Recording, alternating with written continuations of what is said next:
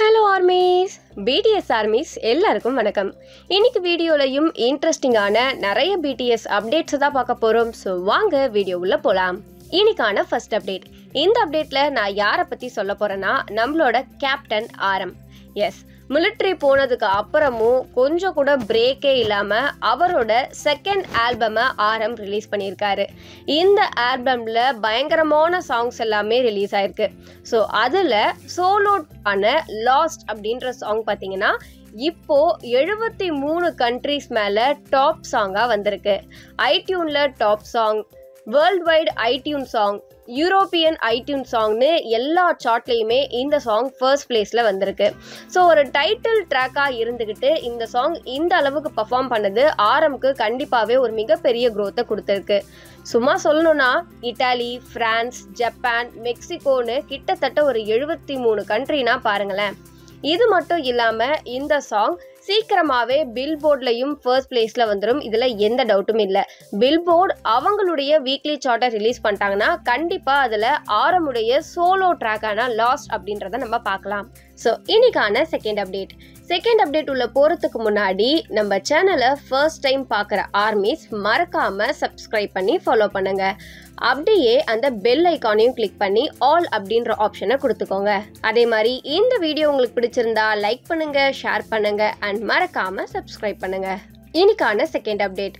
தம்ப்நெயில பார்த்த உடனே ஆரம் என்ன சொன்னாரு, ஆரம்க்கு என்ன ஆச்சு, எதனால இந்த திடீர் முடிவு அப்படின்றத நீங்க எல்லாருமே யோசிச்சிருப்பீங்க. பயந்து போய் இந்த வீடியோவை பார்த்துருப்பீங்க. எஸ், ரீசண்டாக பார்த்தீங்கன்னா நம்ம ஆரமோட இன்டர்வியூ ஒன்று ரிலீஸ் ஆயிருக்கு. இந்த இன்டர்வியூவில் அவர் ஜிமின் கிட்ட நிறைய விஷயங்கள் பேசியிருக்காரு. அது மட்டும் இல்லாமல் இந்த இன்டர்வியூ பற்றி தனியாகவும் அவர் பேசியிருக்காரு. ஸோ அப்போ தான் இப்படி ஒரு வார்த்தையே சொல்லியிருக்காரு. அது என்ன வார்த்தை அப்படின்றத எக்ஸாக்டாக நான் சொல்கிறேன், கேளுங்க. Wanted to tie. எதுக்குங்க சாகணும், எதனால இது அப்படி சொல்லியிருக்காரு அப்படின்னு பார்த்தீங்கன்னா நம்ம ஆரமுடைய ரைட் பிளேஸ் ராங் பர்சன் அப்படின்ற ஆல்பம் இப்போ ரிலீஸ் ஆயிருக்கு இல்லையா. ஸோ இந்த ஆல்பமை ப்ரொமோட் பண்ணுற மாதிரி தான் இந்த இன்டர்வியூ நடந்திருக்கு. அதில் அவர் என்ன சொல்லியிருக்காருன்னா, ஒரு 29 வயசாகக்கூடிய சாதாரணமாக கொரியனில் வாழக்கூடிய ஒரு ஆண்மகன் தான் நான். ஆனால் என்னுடைய லைஃப்பில் நான் ஃபேஸ் பண்ணக்கூடிய விஷயங்கள் இருக்குல்ல, அது என்ன ஒரு சாதாரண மனுஷனாகவே வாழ விட மாட்டேது. பிடிஎஸ் அப்படின்ற ஒரு மிகப்பெரிய பொறுப்பை என்னுடைய தலையில் தூக்கி நான் சுமக்கிறதால என்னால் ஒரு சாதாரண மனுஷன் என்னெல்லாம் செய்ய முடியுமானோ அது எதுவுமே என்னால் செய்ய முடியல. அதனால் இப்படி வாழ்கிறதுக்கு நான் சாகிறதே மேல் அப்படின்ற மாதிரி சொல்லியிருக்காரு. ஸோ இது மூலயமா என்ன தெரியுதுன்னா அவரோட போக்கில் நார்மலாக வாழ விடுங்க. எதனால் ஒரு ப்ரெஷர் அவர் மேலே தள்ளுறீங்க அப்படின்றது தான் அவர் கேட்கக்கூடிய கேள்வியாகவே இருக்குது. ஏன்னா ஒரு டீம்னு எடுத்துக்கும் போது எல்லா இடத்துலையுமே முன்னாடி நின்று பேச வேண்டிய ஒருத்தராக நம்ம ஆரம் இருக்காரு. இங்கிலீஷ் பேசணும்னா அதுக்கும் ஆரம் தான் வரணும், ஒரு இன்டர்வியூவில் பேசணும்னா அதுக்கும் ஆரம் தான் வரணும். இந்த மாதிரி எல்லா இடத்துலையுமே அவரை முதன்மைப்படுத்துறதால ஒரு நார்மலான பர்சனாக அவரால் இருக்க முடியல. அதுக்கு எக்ஸாம்பிளாக அவர் ஜிமினையே சொல்கிறாரு. இப்போ பாரு ஜிமின், என்னால் உன்ன மாதிரி இருக்க முடியாது. நீயும் நானும் ஆல்மோஸ்ட் ஒரே மாதிரி இடத்துல ஒரே மாதிரி தான் வாழ்கிறோம். ஆனால் நீ வாழ்கிற வாழ்க்கைக்கும் நான் வாழ்கிற வாழ்க்கைக்கும் நிறைய வித்தியாசங்கள் இருக்குது. அதனால தான் சொல்கிறேன் வாண்டட் டு டை அப்படின்னு சொல்லியிருக்காரு. இந்த ஸ்டேட்மெண்ட்டை கேட்கும்போது உண்மையாகவே ரொம்ப கஷ்டமாக இருக்குது. அவர் சொல்கிறதுமே உண்மைதான். ஒரு 29 வயசு நார்மலான பையன் என்னென்னலாம் அனுபவிக்கணுமோ அவர் லைஃப்பில் அது எதையுமே இவர் அனுபவிக்கலை. ஒரு மிகப்பெரிய டீம், குளோபல் லெவலில் இப்போ ட்ரெண்டிங்கில் இருக்கக்கூடிய ஒரு டீமை ஒரு கேப்டனாக இருந்து வழிநடத்திட்டு போகிறது அப்படின்றது அவ்வளோ சாதாரணமான விஷயம் இல்லை. நம்ம பாய்ஸ், அதாவது ஆரம்ப தவிர்த்து மீதி இருக்க 6 பேரையும் கம்பேர் பண்ணும்போது யாருமே அந்த அளவுக்கு இங்கிலீஷ் பேச மாட்டாங்க. அப்படின்றதால எங்கே போனாலுமே இவர் தான் பேச வேண்டிய ஒரு கட்டாயத்தில் இருக்காரு. அப்போ என்னக்கா இங்கிலீஷ் பேசுறது மட்டும்தான் காரணமா அப்படின்னு கேட்டிங்கன்னா அது மட்டுமே இல்லை. அதை தாண்டி நிறைய விஷயங்கள் இருக்குது. நம்ம 7 பாய்ஸும் ஒருத்தருக்குள்ள ஒருத்தர் சண்டை வராமல் பார்த்துக்கிறது இருக்குல்ல, அதுவே ஒரு மிகப்பெரிய கேப்டன்சி தான்.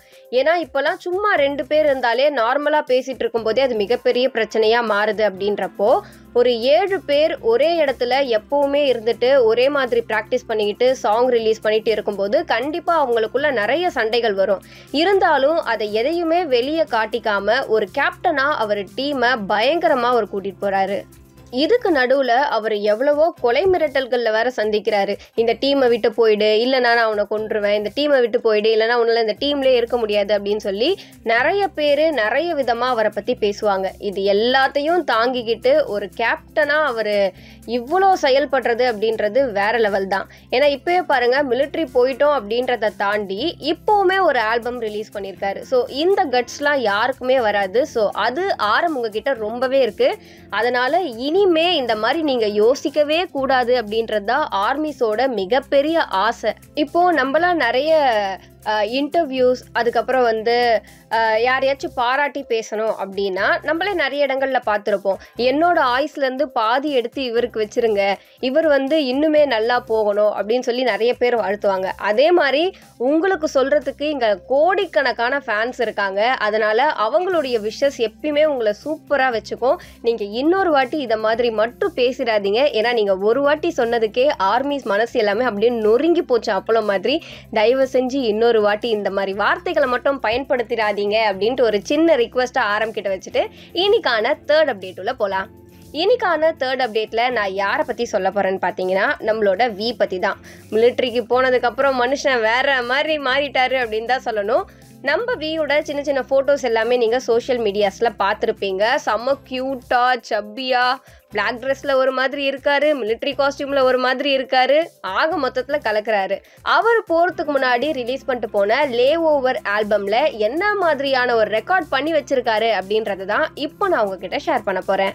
ஸோ அப்படி என்ன பண்ணியிருக்காருன்னு பார்த்தீங்கன்னா, நம்ம வியோட லே ஓவர் ஆல்பமில் இருக்கக்கூடிய எல்லா சாங்ஸுமே 1-2 கூட மிஸ் ஆகலைங்க. எல்லா சாங்ஸுமே பார்த்தீங்கன்னா 100 மில்லியன் ஸ்பாட்டிஃபைல ஸ்ட்ரீம் ஆகி இருக்கு.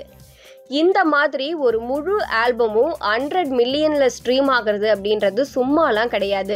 அதுக்கு நிறைய டைம் எடுக்கும். ஆனால் ரிலீஸ் பண்ண இந்த ஷார்ட் பீரியடில் இந்த அளவுக்கு ஒரு ரெக்கார்ட் பண்ணது வியோட ஆல்பம் மட்டும்தான். இதுக்கு நான் எக்ஸாம்பிள் சொல்கிறேன் கேளுங்க.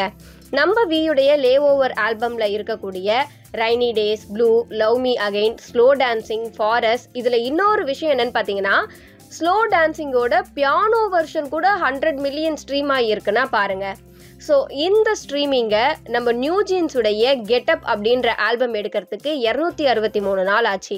நம்ம பிடிஎஸ் பாய்ஸோட பி ஆல்பம் எடுக்கிறதுக்கு 272 நாள் ஆச்சு. அதே மாதிரி பிளாக் பிங்கோட பார்ன் பிங்க் அப்படின்றது இந்த எல்லா சாங்ஸுமே 100 மில்லியன் ஸ்ட்ரீம் ஆக 443 நாள் ஆச்சு. ஆனால் வியோட லே ஓவர் ஆல்பம் ரிலீஸ் ஆகி எவ்வளோ நாள் ஆகுது அப்படின்றத நான் சொல்ல வேண்டிய அவசியமே இல்லை. ஆனால் ரிலீஸ் ஆன இந்த கொஞ்ச நாள்லேயே எல்லா சாங்ஸும் 100 மில்லியன் ஸ்ட்ரீம் ஆக்கி நம்ம வீக்கு மிகப்பெரிய ஹிட்டை கொடுத்துருக்கு. அதனால நம்ம வீக்கு யாருமே மறக்காம கமெண்ட் பாக்ஸில் ஒரு மிகப்பெரிய கங்க்ராச்சுலேஷன்ஸை சொல்லிடுங்க. இன்னைக்கான அப்டேட்ஸ் அவ்வளோதான் ஆர்மிஸ். அப்டேட் உங்களுக்கு பிடிச்சிருந்தா லைக் பண்ணுங்க, ஷேர் பண்ணுங்க அண்ட் மறக்காம சப்ஸ்கிரைப் பண்ணுங்க. Purple you armies.